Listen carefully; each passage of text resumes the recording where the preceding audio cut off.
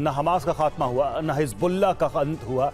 Israel के दावे fail साबित होने क्योंकि हमास लड़ाके गाजा में आईडीएफ सैनिकों पर गोरिल्ला वॉर कर रहे हैं, जबकि हिजबुल्लाह लड़ाकों ने 2 फ्रंट से इजराइल पर हमले शुरू कर दिया। अब इजराइल बड़े संकट में घिर गया है क्योंकि ईरान भी हमले की तैयारी कर रहा है। दूसरी तरफ ईरान समर्थित संगठन फ्रंट लाइन पर आकर युद्ध लड़ रहे हैं। इस बीच हिजबुल्लाह और ज्यादा हमलावर हो गया है, खासतौर से उत्तरी बॉर्डर पर उसने अंडरग्राउंड ठिकाने बनाकर इजराइल में बड़ी तबाही की तैयारी कर ली है।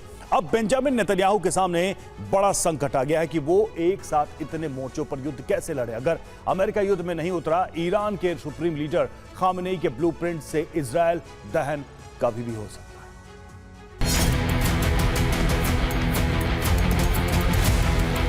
बालबेक से लेकर बेरूत तक इजराइल पिछले 2 महीने से हमले कर रहा है। तबाही का बारूदी जलजला आया हुआ है। रोज हिजबुल्लाह के कमांडर मारे जाने का दावा किया जा रहा है।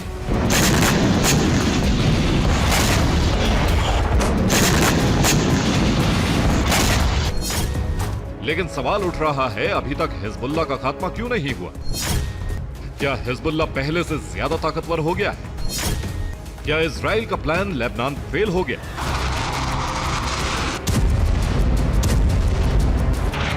इजराइल के हमले अभी भी जारी हैं। हिजबुल्लाह का संपूर्ण अंत नहीं हुआ है, इसके सबूत लगातार मिल रहे हैं। उल्टा हिजबुल्लाह ने एक नया फ्रंट भी खोल दिया है। एक तरफ लितानी नदी से लेकर इजराइल बॉर्डर तक हिजबुल्लाह लड़ाके इजराइल पर हमले कर रहे हैं, दूसरी तरफ सीरिया में भी नेटवर्क बढ़ता जा रहा है। अब गोलन हाइट्स पर भी इजरायली पोस्ट पर हमले हो रहे हैं। खामनेई ने जो ब्लूप्रिंट तैयार किया है, उसमें हिजबुल्लाह की मदद के लिए एक बड़ा प्रॉक्सी नेटवर्क बनाया गया है, जिसमें हिजबुल्लाह को न सिर्फ हथियार पहुंचाए जा रहे हैं, बल्कि इजराइल पर अलग अलग फ्रंट से ईरानी प्रॉक्सी हमले कर रहे हैं। यानी इजराइल को प्रॉक्सी के जाल में उलझाया जा रहा है, जिससे हिजबुल्लाह फिर से लंबे युद्ध के लिए तैयार हो सके। नईम कासिम के नए हिजबुल्लाह चीफ बनने के बाद से हिजबुल्लाह के हमले भी बढ़े हैं और उसका पैटर्न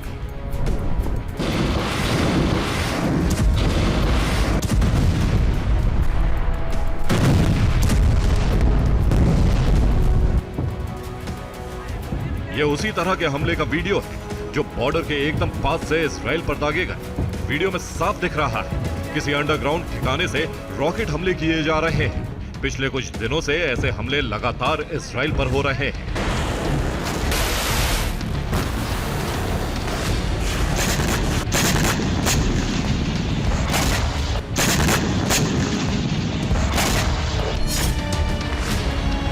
इस बीच आईडीएफ ने दावा भी किया है कि उसने उत्तरी बॉर्डर के पास ऐसे ठिकानों को तबाह किया है जिसमें भारी तादाद में हथियार भी बरामद किए हैं। आईडीएफ ने बरामद किए हथियारों का वीडियो भी रिलीज किया है।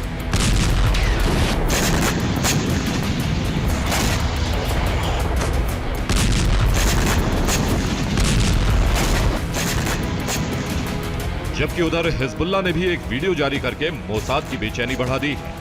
वीडियो में दिखाया गया है कि पिछले कुछ दिनों में हिजबुल्लाह ने उत्तरी बॉर्डर के पास इजरायली ठिकानों पर हमले किए, जिसमें सैटेलाइट इमेज भी दिखाई कैसे और कहां-कहां हमले किए गए।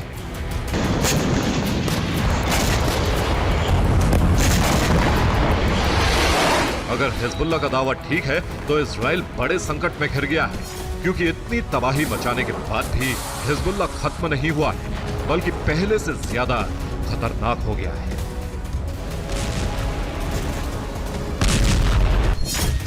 उसने लितानी से लेकर उत्तरी बॉर्डर तक ठिकाने बना लिए हैं। हिजबुल्लाह ने खुफिया ठिकाने जमीन के नीचे बनाए हैं, सुरंग नेटवर्क भी तैयार कर लिया है। बॉर्डर से 0 डिस्टेंस से रॉकेट फायर किए जा रहे हैं। रॉकेट 19 से 30 सेकंड में इजरायली सीमा में प्रवेश कर रहे हैं।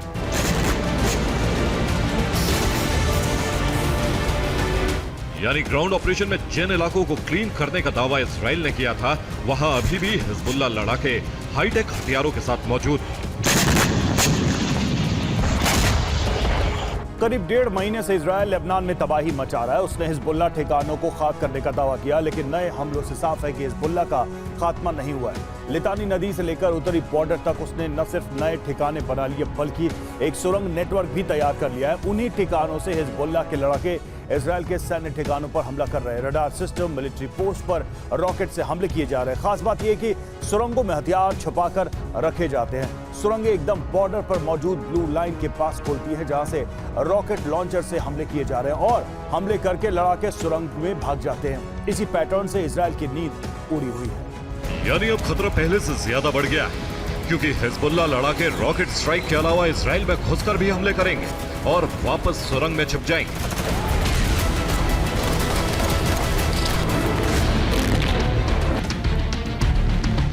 ये ठीक हमास जैसा पैटर्न है, बल्कि हमास से भी ज्यादा हाईटेक, क्योंकि हिजबुल्लाह ने गाजा में बनी सुरंगों से ज्यादा बड़ी सुरंगें तैयार की हैं, जिसमें ट्रक, मिसाइल लॉन्चर के अलावा एक साथ कई बाइक चल सकती हैं। कुछ वक्त पहले हिजबुल्लाह ने एक ऐसा वीडियो जारी किया था जिसमें अपना सुरंग नेटवर्क दिखाया था। खास बात यह कि इस तरह की सुरंग नेटवर्क बनाने में नॉर्थ कोरिया मदद कर रहा है। हमने इससे जुड़ी एक रिपोर्ट भी दिखाई थी। हिजबुल्लाह कितना ताकतवर हो चुका है उसका सबूत है मलाम मिलिट्री बेस पर हमला। हाइफा में पड़ने वाले मलाम बेस पर हिजबुल्लाह ने प्रिसीजन स्ट्राइक की और उसका वीडियो भी जारी किया। मलाम इजराइल का advance defence and research development centre है। इस सेंटर में missile, aviation technology, military communication system और आर्टिफिशियल इंटेलिजेंस से जुड़ी डिफेंस रिसर्च होती है। इस पर हमला करके हिजबुल्लाह ने इजराइल को बड़ा नुकसान पहुंचाया, जिसके जवाब में इजराइल ने विध्वंसक पलटवार किया। बेका घाटी में बमबारी की गई। इस हमले में हिजबुल्लाह का एक कमांडर इमरान अहमद अल मरसाल मारा गया, जो सऊदी अरब का रहने वाला था। बालबेक के अलावा दायरे पर भी हमले किए गए, साथ ही ग्राउंड ऑपरेशन भी तेज किया। कई जगहों से हथियार और रॉकेट लॉन्चर जब्त किए गए। बालबेक में मिसाइल सिस्टम बरामद हुआ है, जो इस बात का सबूत है कि हिजबुल्लाह तक ईरान से मिसाइलों की खेप पहुंच रही है। इसलिए वो हाइफा पोर्ट और दूसरे सैन्य ठिकानों पर हमले कर रहा है।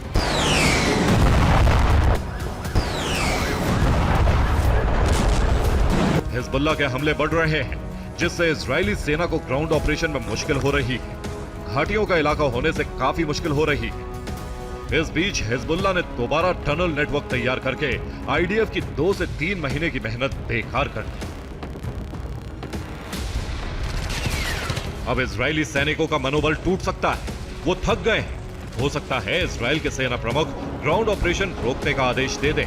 इस बीच खबर यह भी है कि नेतन्याहू के करीबी नेता ने बीते हफ्ते मॉस्को का दौरा किया था और लेबनान सीज फायर पर बातचीत कर चुके हैं। Bureau report, TV9 भारतवंश। इराक से इजरायल पर ड्रोन हमला, इस्लामिक रेजिस्टेंस ने ली है हमले की जिम्मेदारी। सराया अवलिया अल दम विंग ने किया है हमला।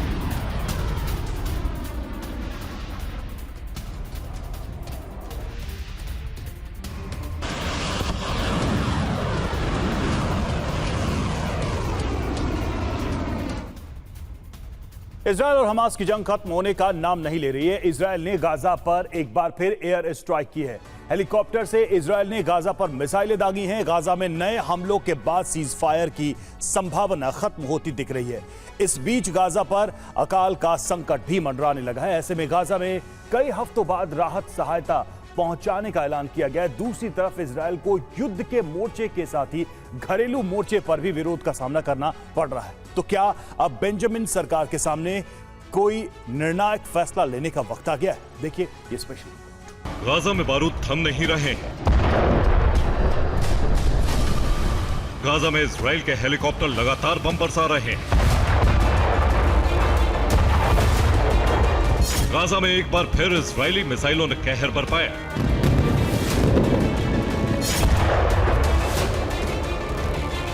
गाजा में एक ऐसा युद्ध चल रहा है जहां उसका कोई अंत नहीं दिखाई दे रहा है।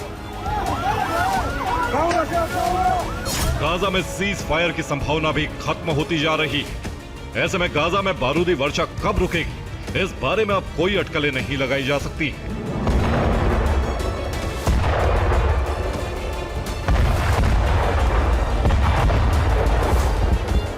गाजा में पिछले 24 घंटों में 3 अलग अलग जगहों पर इजराइल ने हमले किए।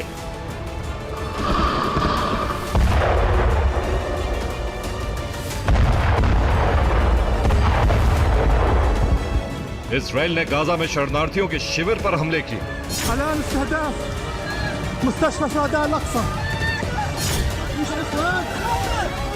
रिपोर्ट्स के मुताबिक गाजा के अल अक्सा अस्पताल में शरणार्थी शिविर पर हमला किया गया। यह हमले इजरायली हेलीकॉप्टर से किए गए, जहां इजरायली हेलीकॉप्टर ने मिसाइलें दागी।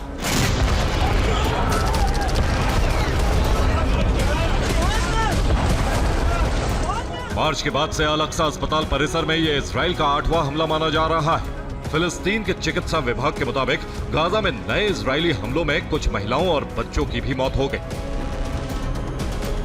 इजराइल के हमलों में एक और पत्रकार की मौत हो गई। फिलिस्तीन के स्वास्थ्य मंत्रालय ने दावा किया कि गाजा के पूर्वी तुफा इलाके में शरणार्थी कैंप बन चुके एक स्कूल पर भी हमला हुआ, जिसमें कई लोग मारे गए। गाजा सूचना विभाग के अनुसार गाजा में युद्ध की शुरुआत के बाद से इजरायली हमलों में अब तक 53,000 से ज्यादा लोग मारे जा चुके हैं या लापता है। इनमें 29,000 से ज्यादा महिलाओं और बच्चों की मौत हो चुकी है।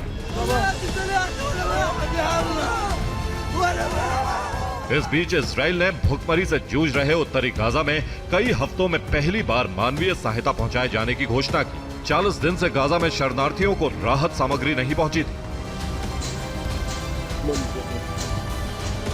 इजरायली प्रशासन ने दावा किया कि राहत सामग्री से भरे ट्रक उत्तरी गाजा में पहुंचाए गए हैं। रिपोर्ट्स के अनुसार भोजन, पानी और चिकित्सा उपकरणों को लेकर 11 राहत ट्रक पहुंचे। इजराइल ने पिछले महीने गाजा में नया सैन्य अभियान शुरू किया था। उसके बाद से गाजा में बरसते बारूद के बीच ये पहली बार है जब गाजा में कोई सहायता पहुंची। इस बीच गाजा में सीज फायर की कोशिशों में जुटे कतर ने पहले कहा कि वो मध्यस्थता नहीं करेगा, लेकिन बाद में कतर ने मध्यस्थता निलंबित करने की खबरों को खारिज कर दी। कतर के विदेश मंत्रालय की तरफ से कहा गया कि गाजा को लेकर मध्यस्थता तभी की जाएगी जब दोनों पक्ष सीज फायर के लिए गंभीर होंगे।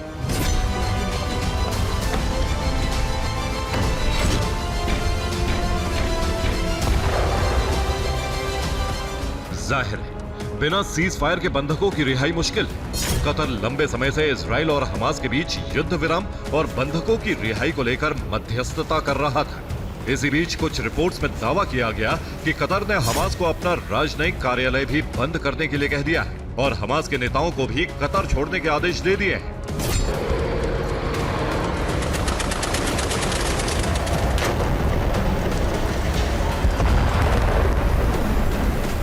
दरअसल कतर के हमास के साथ अच्छे संबंध हैं। हमास के कई लीडर दोहा में शरण लेकर रह रहे थे। अमेरिका को भी उम्मीद थी कि कतर के जरिए गाजा में शांति लाई जा सकती है। अमेरिका ये मान चुका था कि कतर के जरिए गाजा में युद्ध विराम कराया जा सकता है।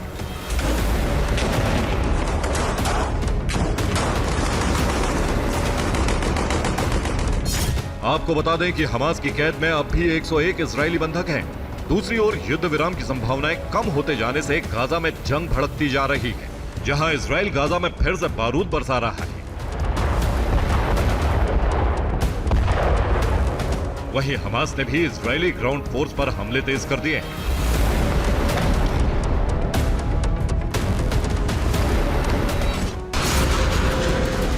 इजराइल एक साथ कई मोर्चों पर जंग लड़ रहा है। एक तरफ उत्तरी इजराइल में हिजबुल्लाह लगातार रॉकेट दाग रहा है,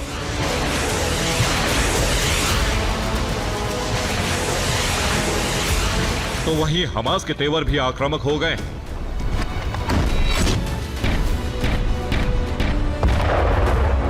इसके जवाब में इजराइल ने भी एयर स्ट्राइक तेज कर दी।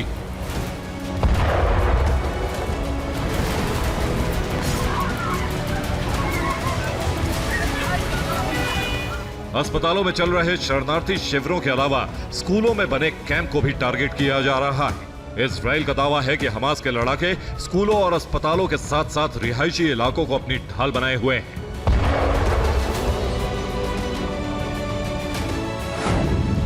ऐसे में गाजा में बीते 48 घंटे में 2 स्कूलों पर एयर स्ट्राइक की गई, जिसमें 17 लोगों की मौत हो गई। जबालिया में इजराइल ने हमास के 3 ठिकानों पर बमबारी की। वहीं राफा में 2 अलग अलग जगहों पर हमले किए गए।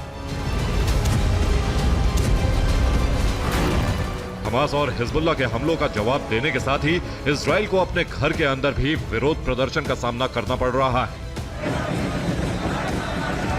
बंधकों की रिहाई के लिए इजराइल में विरोध प्रदर्शन की आग भड़कती जा रही है। नेतन्याहू के खिलाफ बंधकों के परिवार और उनके समर्थक एकजुट हो रहे हैं। बंधकों की रिहाई को लेकर तेल अवीव और यरूशलेम में जोरदार विरोध प्रदर्शन किया जा रहा है।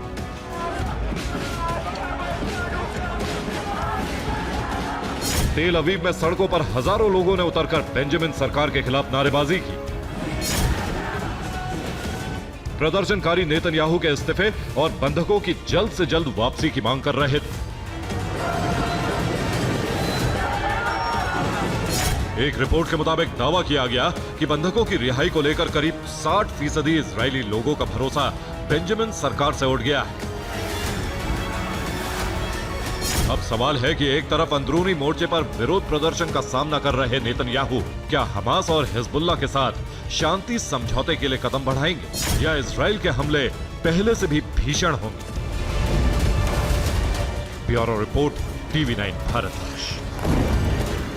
और ट्रंप के शपथ ग्रहण से पहले ही यूरोपीय देशों से अमेरिका का टकराव देखने लगा है। एलन मस्क के सोशल मीडिया प्लेटफॉर्म को लेकर यूरोपीय यूनियन के कई देश उसे रेगुलेट करने की धमकी दे रहे हैं। ऐसे में मस्क के बचाव में ट्रंप की टीम उतर आई है। धमकी दी गई है अगर ऐसा हुआ तो नाटो की मदद रोक दी जाएगी। जबकि इसके अलावा किम और पुतिन से ट्रंप की केमिस्ट्री को लेकर यूरोपीय यूनियन में पहले ही खलबली मची है। यानी इसका अंदेशा बढ़ गया है कि मस्क को लेकर शुरू हुई तनातनी यूरोप के समीकरण बदल सकती है। ट्रंप की सत्ता में वापसी से सबसे ज्यादा खलबली यूरोप में मची हुई है।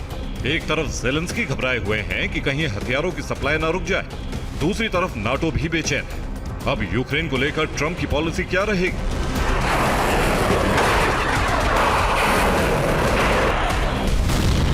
सिर्फ इतना ही नहीं, पुतिन और किम को लेकर भी ट्रंप का क्या रुख रहेगा, इसको लेकर कई तरह के कयास लगाए जा रहे हैं। क्योंकि डोनाल्ड ट्रंप के पहले शासन में उनकी किम से अच्छी केमिस्ट्री रही थी और उस वक्त तक रूस यूक्रेन में युद्ध भी शुरू नहीं हुआ था।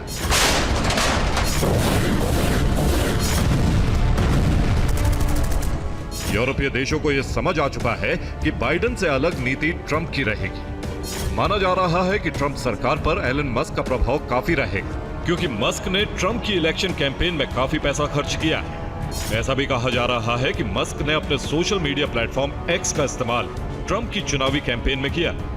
वहीं से अमेरिका में ट्रंप की जीत के लिए एजेंडा चलाया, जिसमें गलत तथ्यों का सहारा लिया। अब इसको लेकर जर्मनी के वाइस चांसलर रॉबर्ट हैबेक ने एक्स और टिकटॉक को रेगुलेट करने के लिए कहा है। जर्मनी के वाइस चांसलर के बयान से बवाल मच गया है। बयान एक्स और मस्क को लेकर दिया है, लेकिन अमेरिका इसे अपने खिलाफ मान रहा है। इसलिए अमेरिका के नवनिर्वाचित वाइस प्रेसिडेंट जेडी वेंस ने कहा है कि अगर एक्स पर एक्शन लिया गया तो नाटो की मदद अमेरिका रोक सकता है। वेंस के बयान से साफ है, एक्स को लेकर यूरोपीय देश और अमेरिका आमने सामने आ गए हैं, क्योंकि ट्रंप सरकार कभी भी एलन मस्क की अनदेखी नहीं कर सकती। वैसे भी अमेरिका इस अभिव्यक्ति की आजादी के खिलाफ बता रहा है। जाहिर है इस टकराव का असर अमेरिका और नाटो देशों के संबंधों पर पड़ सकता है।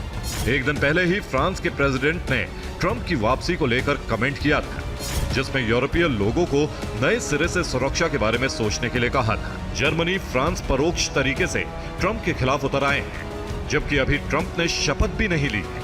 उनकी कूटनीति कैसी होगी, इसकी तस्वीर भी साफ नहीं हुई है। लेकिन नाटो में घबराहट बढ़ती ही जा रही है, न सिर्फ यूक्रेन की मदद को लेकर बल्कि नॉर्थ कोरिया को लेकर भी। नाटो चीफ इस बारे में ट्रंप से बात भी करने वाले हैं। उन्होंने कहा है, नॉर्थ कोरिया न सिर्फ साउथ कोरिया के लिए खतरा है, बल्कि उसका रूस से गठबंधन यूरोप में भी संकट पैदा कर सकता है। इस बारे में ट्रंप के साथ बातचीत में मुद्दा उठाया जाएगा, क्योंकि नॉर्थ कोरिया अमेरिका की सुरक्षा के लिए भी खतरा है। यानी किम और पुतिन को लेकर नाटो को आशंका है कि ट्रंप का रुख बाइडेन की तरह नहीं रहेगा।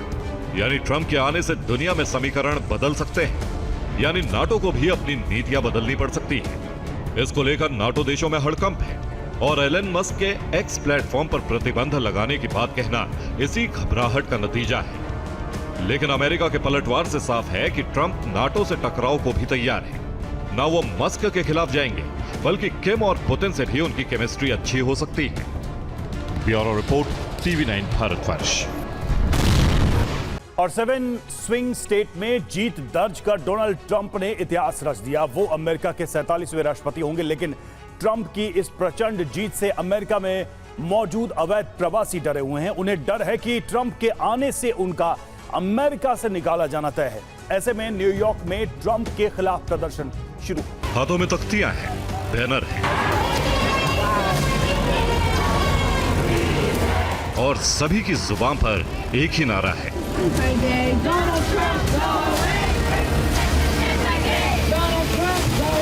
हम वापस नहीं जाएंगे, हम वापस नहीं जाएंगे।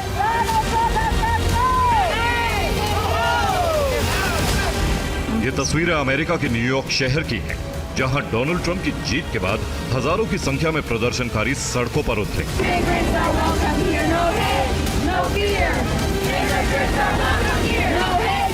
अमेरिका के नवनिर्वाचित राष्ट्रपति डोनाल्ड ट्रंप की नीतियों के खिलाफ नारेबाजी की।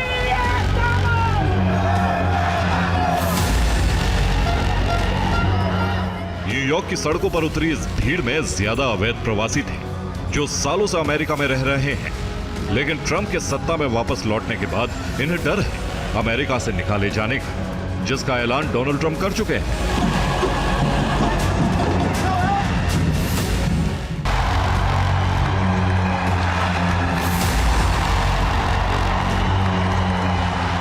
दरअसल डोनाल्ड ट्रंप ने सभी 7 स्विंग स्टेट जीत लिए हैं। उनके इलेक्टोरल वोट का आंकड़ा 312 पहुंच चुका है। ट्रंप की इस जीत की बड़ी वजह उनका एंटी अवैध प्रवासी एजेंडा माना जा रहा है। उन्होंने चुनाव प्रचार के दौरान अवैध प्रवासियों की समस्या खत्म करने की बात कही थी। डोनाल्ड ट्रंप ने अभी शपथ नहीं ली है, लेकिन उनके एजेंडे का असर अभी से दिखने लगा है। यह अमेरिका के एक एयरपोर्ट की तस्वीरें हैं, जहां सैकड़ों अवैध प्रवासी को वापस उनके घर डिपोर्ट कर दिया गया। सिर्फ इतना ही नहीं, न्यूयॉर्क शहर के मेयर एरिक एडम्स ने बड़ी घोषणा की। उन्होंने अवैध अप्रवासियों के लिए प्रीपेड डेबिट कार्ड योजना बंद कर दी। इसके तहत हर हफ्ते अप्रवासियों को $350 तक के मूल्य वाले कार्ड दिए जाते थे, जिससे वो खाना और बच्चों की जरूरतों का सामान ले सकते थे।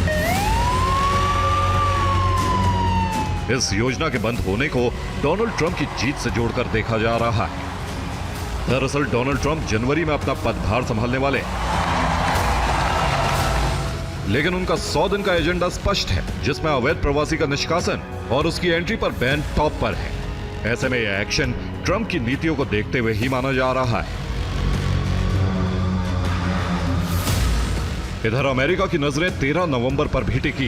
इस दिन डोनाल्ड ट्रंप ओवल ऑफिस में जो बाइडेन से औपचारिक मुलाकात करने वाले। दरअसल अमेरिका में राष्ट्रपति चुनाव के बाद जीतने वाले राष्ट्रपति उम्मीदवार की मौजूदा राष्ट्रपति से औपचारिक मुलाकात होती है। लेकिन 2020 में चुनाव हारने के बाद ट्रंप ने बाइडेन से मुलाकात नहीं की थी। ऐसे में 13 नवंबर को होने वाली मुलाकात बेहद दिलचस्प मानी जा रही है। Bureau report, TV9 Bharatvarsh. उधर चीन ने आसमान में हैरत अंगेज तस्वीरें दिखाकर खलबली मचा दी है। चीन ने एयर शो में अपनी ड्रोन पावर से लेकर अपने फाइटर जेट की ताकत दिखाई। चीन ने इस एयर शो में अपने उन फाइटर जेट्स और एयरक्राफ्ट की पावर भी दिखाई जिनके बारे में अभी तक दुनिया सिर्फ सुनती रही है। वहीं तुर्की ने भी अपने नए अत्याधुनिक वेपन सिस्टम को दिखाकर शक्ति प्रदर्शन किया। इस पावर शो के पीछे आखिर क्या दोनों देशों का असली इरादा है, देखिए इस स्पेशल रिपोर्ट में। आसमान में ये ताकत दिखाकर चीन आखिर दुनिया को क्या बताना चाहता है?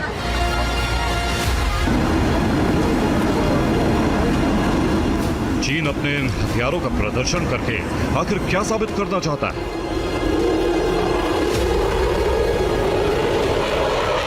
अब आपको एक दूसरी तस्वीर भी दिखाते हैं। चीन के एयर शो के साथ ही तुर्की ने भी अपने हथियारों का प्रदर्शन किया।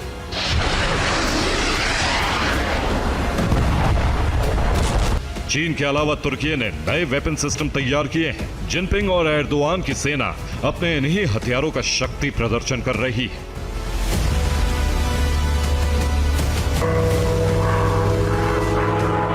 हुआई एयर शो में चीन ने अपनी ताकत दिखाई। एयर शो में चीन अपनी अत्याधुनिक सैन्य तकनीक को दुनिया को दिखा रहा है। एयर शो में चीन ने सतह से हवा में मार करने वाले मिसाइल सिस्टम के अलावा J-35A स्टेल्थ फाइटर जेट और J-15T एयरक्राफ्ट कैरियर से उड़ान भरने वाले फाइटर जेट से हैरत अंगेज उड़ान भरी।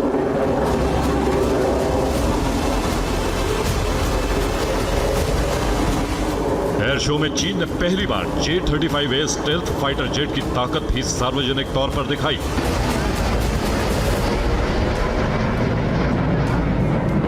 J-20 के बाद चीन के दूसरे स्टेल्थ फाइटर के रूप में J-35A को बेहद शक्तिशाली लड़ाकू विमान माना जाता है। चीन के रक्षा मंत्रालय का दावा है कि यह लड़ाकू विमान एक साथ कई मिशन को अंजाम दे सकता है। माना जाता है कि यह लड़ाकू विमान चीन की हवाई ताकत को कई गुना बढ़ा सकता है।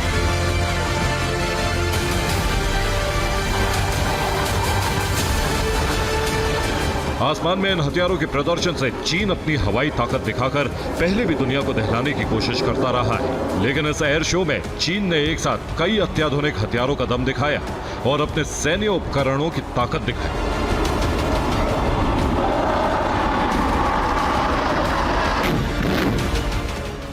उधर तुर्की भी अपने वेपन सिस्टम दिखाकर दुनिया को अपनी ताकत का इजहार कराना चाहता है।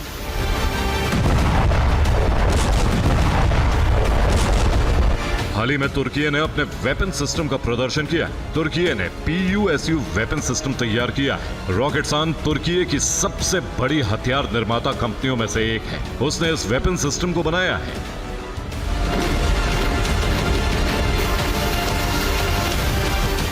ये एक लेजर गाइडेड मिसाइल सिस्टम है।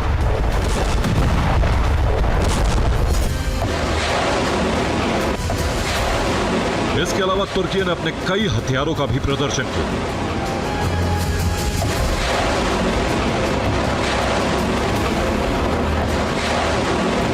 तुर्की ने अपनी सैन्य प्रदर्शनी में LG-155 laser guided artillery ammunition के साथ ही LOMTAS laser guided anti tank system भी लॉन्च किया।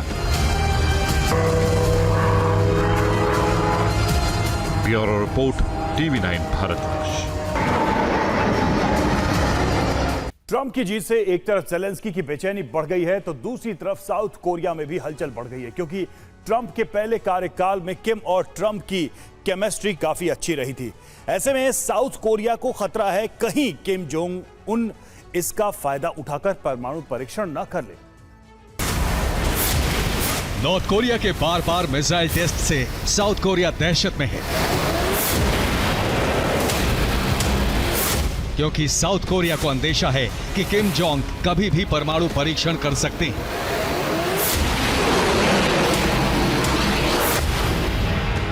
अभी तक साउथ कोरिया लगातार नॉर्थ कोरिया पर पलटवार की धमकी देता रहा है, क्योंकि बाइडेन से लगातार मदद मिल रही थी। पीले सागर में अमेरिकी युद्धपोत तैनात थे, लेकिन अब साउथ कोरिया सहमा हुआ है, क्योंकि अमेरिका में ट्रंप की वापसी हो चुकी है और ट्रंप किम की केमिस्ट्री ठीक रही है।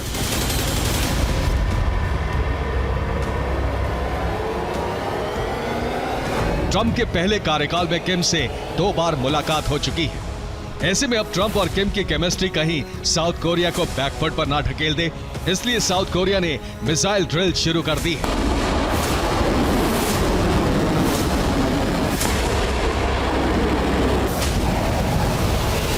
वो नॉर्थ कोरिया को दिखाना चाहता है कि मुकाबले के लिए वो तैयार है। उधर नेटो ने अंदेशा जताया है कि अब किम जोंग परमाणु टेस्ट कर सकता है। ऐसा ट्रंप की ताजपोशी से पहले हो सकता है।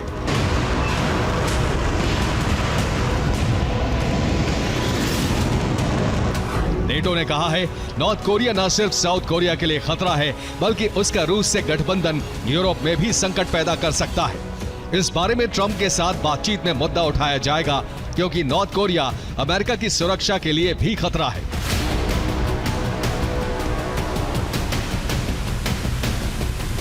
यानी नेटो सहमा हुआ है कहीं ट्रंप किम की केमिस्ट्री से यूरोप में वर्ल्ड ऑर्डर ना बदल जाए, क्योंकि किम को लेकर ट्रंप ने अगर ढील दी तो किम जोंग उन उसका फायदा उठा सकते हैं। उधर पुतिन किम भी यूक्रेन में तबाही मचा रहे हैं। किम सेना रूस के साथ मिलकर काम कर रही है, जबकि पुराना रिकॉर्ड है कि ट्रंप और किम की केमिस्ट्री अच्छी है। और इस बीच नेटो सतर्क हो गया है कि कहीं यूरोप में नेटो बैकफुट पर ना आ जाए। ऐसा हुआ तो यूक्रेन भी तबाह होगा और किम पुतिन मिलकर आगे किसी दूसरे देश को भी टारगेट कर सकते हैं। Bureau report, TV9 Bharatvarsh. बाढ़ नियंत्रण में नाकाम रहने पर स्पेन में जनता ने सरकार के खिलाफ विद्रोह कर दिया। स्पेन के वेलेंसिया में लोगों ने विरोध प्रदर्शन किया। देखते देखते यह प्रदर्शन हिंसा में बदल गया। लोगों ने पुलिस पर हमले शुरू कर दिए और कीचड़ फेंका। हाथों में तख्तियां लेकर तालियां बजाते और नारे लगाते हुए लोग वेलेंसिया के सिटी सेंटर पर जमा हुए और देखते देखते पुलिस से टकराव शुरू हो गया।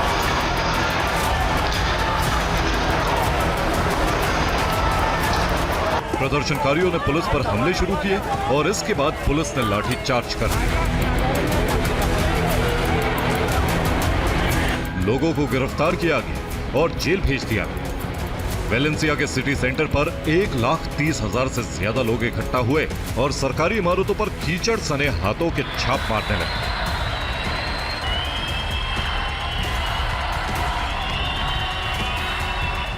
इनका गुस्सा 10 दिन पहले स्पेन में आई बाढ़ के बाद भड़का है। प्रदर्शनकारियों की मांग है कि स्थानीय नेता कार्लोस माजोना को इस्तीफा देना होगा। वेलेंसिया में आई बाढ़ को नियंत्रित करने में सरकार नाकाम रही। बाढ़ के बारे में समय से चेतावनी नहीं जारी की। इस बाढ़ में 220 लोग मारे गए थे। बाढ़ उतरने के बाद लोगों को राहत सामग्री नहीं दी जा रही। प्रदर्शनकारियों ने वेलेंसिया के सिटी सेंटर पर खड़े होकर मोबाइल की फ्लैशलाइट जलाई। इसके बाद सरकारी इमारतों पर हमले शुरू कर दिए। पुलिस के ऊपर कीचड़, कुर्सियां और दूसरी चीजों से हमले किए। स्पेन के लोगों ने वेलेंसिया प्रशासन को हत्यारा कहा और नारे लगाए कि बाढ़ के वक्त सरकार कहां सो रही है। स्पेन में बाढ़ के 10 दिन बाद भी जिंदगी पटरी पर नहीं लौटी है। लोगों के घरों में कीचड़ भरा हुआ है और रेस्क्यू ऑपरेशन के लिए भी लोग मिलजुल कर काम कर रहे हैं। बाढ़ के बाद इलाके कीचड़ से भरे हैं। घरों में रखा सब सामान तबाह हो चुका है।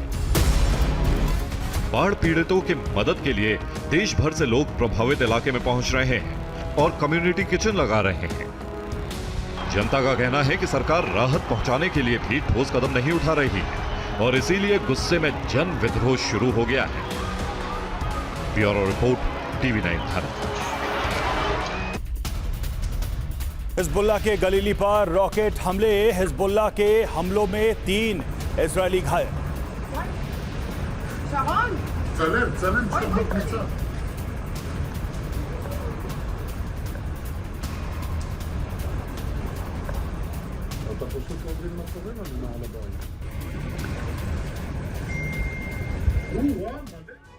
एक तरफ हिजबुल्लाह बेंजामिन की टेंशन बढ़ा रहा है तो दूसरी तरफ ईरान से ऐसी खबरें सामने आई हैं जो इजरायल में आने वाले विध्वंस का संकेत मानी जा रही है। दरअसल ईरान ने ऑपरेशन टू प्रॉमिस के तीसरे चरण की तैयारी पूरी कर ली है। ईरान न सिर्फ इजरायल पर हमले की तैयारी में है बल्कि परमाणु शक्ति संपन्न देश बनने के बेहद करीब है।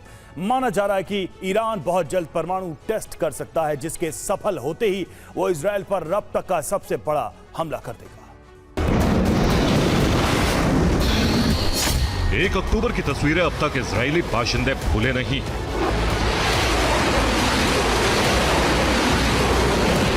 ना उस रात की तबाही के निशान इजरायल मिटा सका, लेकिन अब ईरान इससे भी बड़ा जख्म इजरायल को देने के लिए तैयार है। खामनेई ने इजरायल से आखिरी इंतकाम की तैयारी कर ली है। कभी भी ऑपरेशन ट्रू प्रॉमिस 3 शुरू हो सकता है, जो इजरायल में अब तक के सबसे बड़े हमले की चेन होगा। दावा है कि ईरान ने इजरायल पर हमले की रणनीतिक तैयारी पूरी कर ली है। वो जब चाहे, जहां चाहे और जैसे चाहे इजरायल में कोहराम मचा सकता है।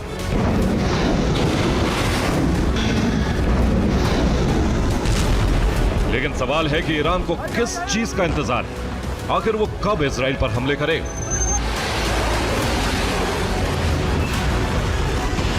इस सवाल का जवाब ईरान से आ रही ब्रेकिंग न्यूज में छिपा है।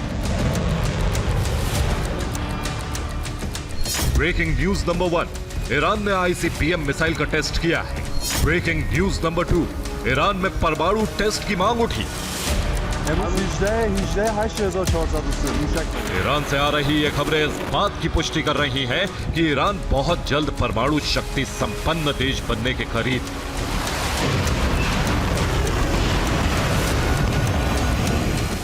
और किसी भी वक्त वो सार्वजनिक तौर पर दुनिया के सामने परमाणु टेस्ट कर सकता है।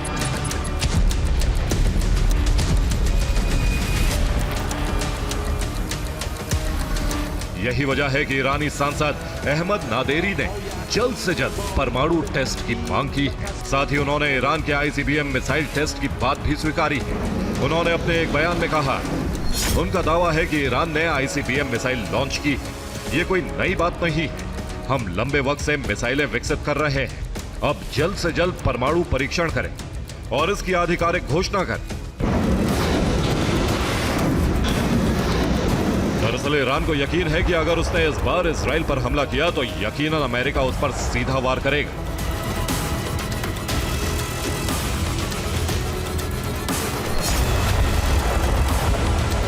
अमेरिकी खतरे को देखते हुए ईरान अब पहले परमाणु शक्ति हासिल करना चाहता है ताकि अमेरिका को हद में रखा जा सके।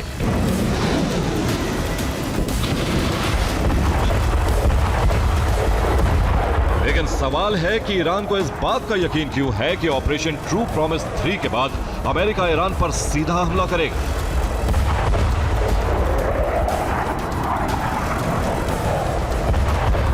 दरअसल इसकी वजह है इजराइल में मौजूद वो टारगेट जिसे IRGC ने टहलाने के लिए चिन्हित किया है।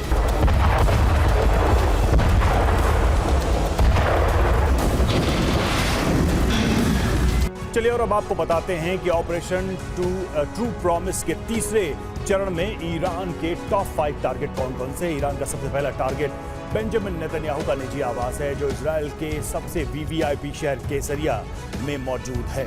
ईरान का दूसरा टारगेट यरूशलेम में मौजूद इजरायली प्रधानमंत्री का आधिकारिक आवास है। हालांकि बेंजामिन नेतन्याहू यहां नहीं रहते, लेकिन ईरान इसे टहलाकर इजराइल को सबसे बड़े जख्म देना चाहेगा। ईरान का तीसरा टारगेट भी यरूशलेम में ही मौजूद है। इसके टारगेट पर यहां मौजूद इजरायली संसद भी है। माना जा रहा है कि यहां ईरान मिसाइलों की बौछार कर सकता है। ईरान का चौथा टारगेट तेल नोफ एयरबेस है जो इजराइल के रेहोवोत शहर में मौजूद है। ये इजराइल का सबसे पुराना और रणनीतिक एयरबेस है। यहाँ कई F-35 फाइटर जेट तैनात हैं। ईरान का पांचवा और बेहद अहम target Dimona nuclear research centre है। ये रिसर्च सेंटर नेगेव रेगिस्तान में बेहद खुफिया तरह से बनाया गया है। ईरान इसे तबाह कर इजराइल के न्यूक्लियर प्रोग्राम को ठप करने की कोशिश करता है। साफ है कि ईरान का ऑपरेशन ट्रू प्रॉमिस 3 इजराइल को सबसे बड़ा जख्म देने वाला है।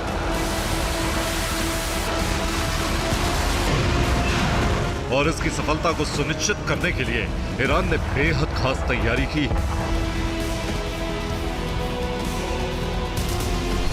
5 नवंबर को ईरान ने हुदहुद और कोसार मिलिट्री सैटेलाइट लॉन्च किए। अब इन्होंने अंतरिक्ष से सिग्नल भेजने शुरू कर दिए। ये टारगेट बिल्कुल सटीक कोऑर्डिनेट IRGC का देंगे।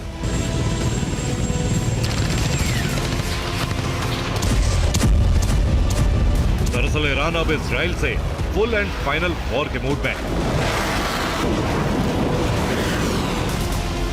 ट्रू प्रॉमिस 3 के जरिए खामनेई इजरायली आवाम को यह पैगाम देना चाहते हैं कि इजराइल उसके प्रॉक्सी से तो लड़ सकता है, लेकिन ईरान के सामने टिक पाना असंभव है।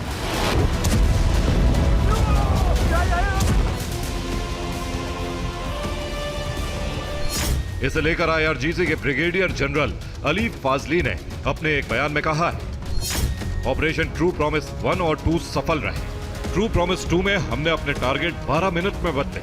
हमने दुश्मन के 6 बड़े ठिकाने तबाह कर दिए। लेकिन ऑपरेशन ट्रू प्रॉमिस का तीसरा चरण और विध्वंसक होगा। ये दुश्मन को कुचल कर रख देगा।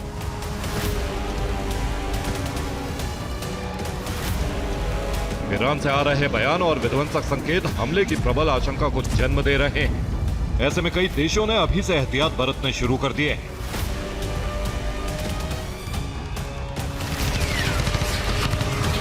कई एयरलाइंस ने इजराइल की फ्लाइट सस्पेंड कर दी है। इटली और फ्रांस की एयरलाइंस ने नवंबर तक उड़ानें रद्द कर दी है, जर्मनी पहले ही तेल अवीव की उड़ानें रद्द कर चुका है। हालांकि ईरान इजराइल की ताकत और मंसूबों से वाकिफ है। वो जानता है कि इजराइल पलटवार जरूर करेगा। ऐसे में उसने अपने डिफेंस की भी तैयारी शुरू कर दी है।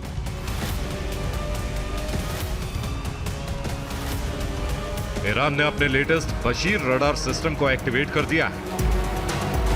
इसे ईरान के अहम ठिकानों के पास तैनात किया गया है। ये रडार क्रूज मिसाइलें, एयरक्राफ्ट और ड्रोन डिटेक्ट करने में सक्षम है।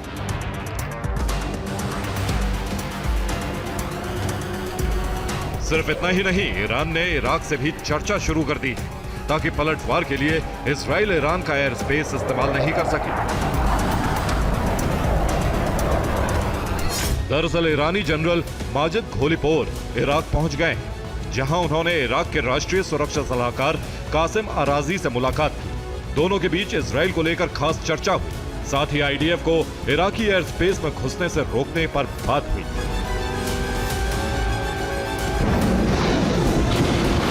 ईरान न सिर्फ इजराइल को दहलाने का मंसूबा पाले बैठा है, बल्कि इसके निशाने पर अमेरिका भी है और उसके नवनिर्वाचित राष्ट्रपति Donald Trump. Iran Donald Trump से कासिम सुलेमानी की हत्या का बदला लेना चाहता है और परमाणु शक्ति की तरफ बढ़ते ईरान में अब ट्रंप को खत्म करने की धमकी खुलेआम दी जाने लगी।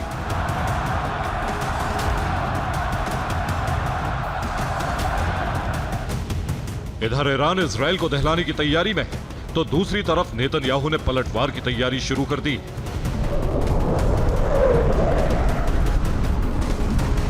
इजराइल F-15 की एक नई स्क्वाड्रन तैयार कर रहा है। उसने अमेरिका से 25 F-15 फाइटर जेट खरीदे। इसके अलावा F-35 और F-16 फाइटर जेट को हमले के लिए तैयार रखा है। इसके साथ ही डिफेंस सिस्टम भी तैनात किए जा रहे हैं।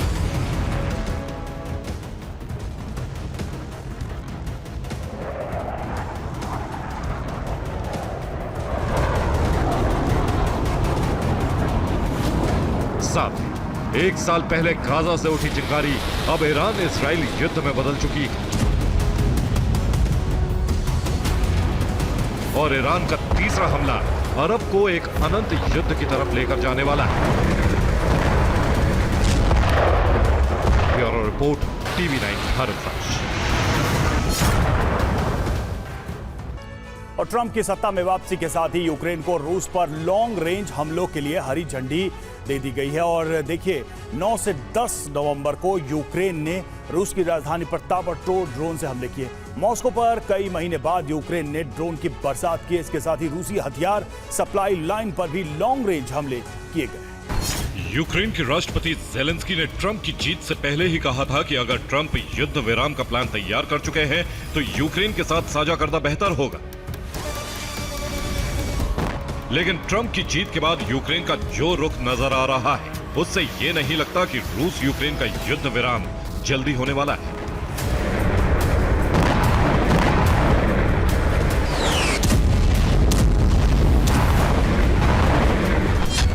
ज़ेलेंस्की ने ईस्टर्न फ्रंट लाइन पर जारी जंग को रूस में शिफ्ट करने का प्लान एक्टिवेट कर दिया है और ये उसी ऑपरेशन की तस्वीरें हैं।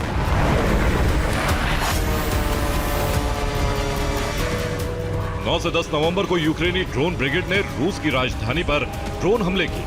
मॉस्को पर 1 सितंबर से यूक्रेन ने कोई हमला नहीं किया।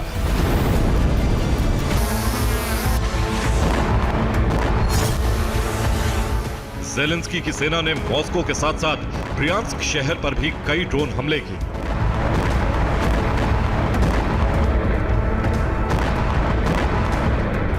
इन ड्रोन हमलों में ब्रियांस्क में बड़े नुकसान की रिपोर्ट है। नवंबर के महीने में यह यूक्रेन का अब तक का सबसे बड़ा हमला है।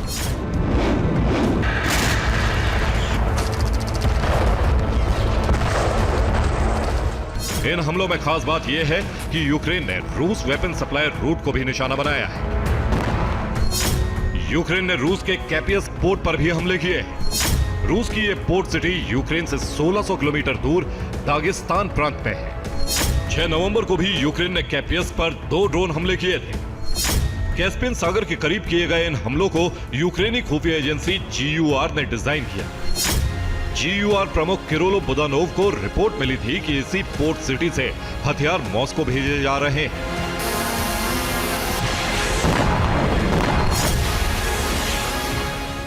रूस की इस पोर्ट सिटी का कनेक्शन ईरान के साथ है और यहां से होते हुए ही हथियार मॉस्को तक पहुंचते हैं।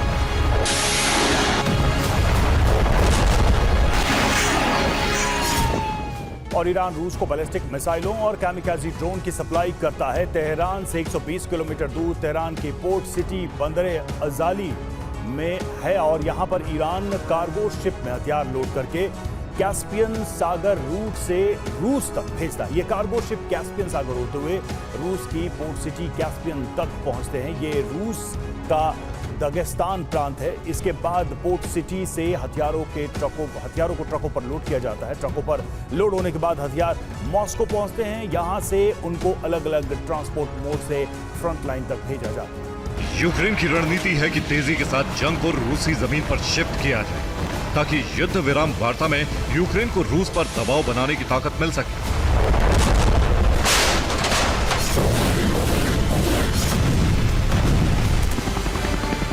इसी मकसद से यूक्रेन ने कुर्स्क में ग्राउंड ऑपरेशन शुरू करके 1200 वर्ग किलोमीटर जमीन पर कब्जा जमाया और अब इसी मकसद से रूस पर लॉन्ग रेंज हमले किए जा रहे हैं।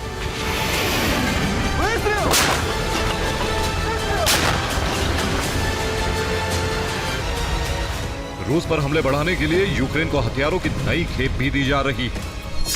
अमेरिका से यूक्रेन को पेट्रियट और नैसैम्स सिस्टम की 500 मिसाइलें भेजी गई हैं। इसके साथ ही रिपोर्ट है कि यूक्रेन ने अमेरिका की मदद से 100 मिसाइलें बना ली हैं, जिनसे आने वाले दिनों में रूस पर हमले किए जाएंगे। इसके साथ ही फ्रांस से यूक्रेन को स्कैल्प मिसाइलों का नया जखीरा भेजा जा रहा है।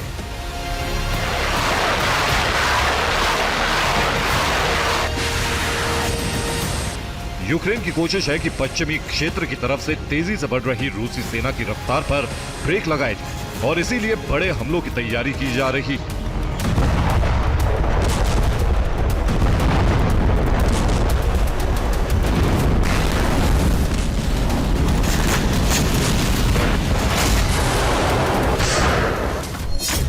अक्टूबर के महीने में रूस ने 430 वर्ग किलोमीटर यूक्रेनी क्षेत्र पर कब्जा किया है। 9 नवंबर को रूस ने डोनेस्क क्षेत्र में वोल्चेंका कस्बे पर कब्जा कर लिया। फ्रंट लाइन पर रूस ने बड़े हमले करके एक दिन में 640 यूक्रेनी सैनिकों को मार गिराया। इसमें यूक्रेन के कई सैन्य वाहन और आर्टिलरी तबाह हुए हैं। यूक्रेन के एक सैन्य बेस को भी MLRS हमलों में तबाह कर दिया गया।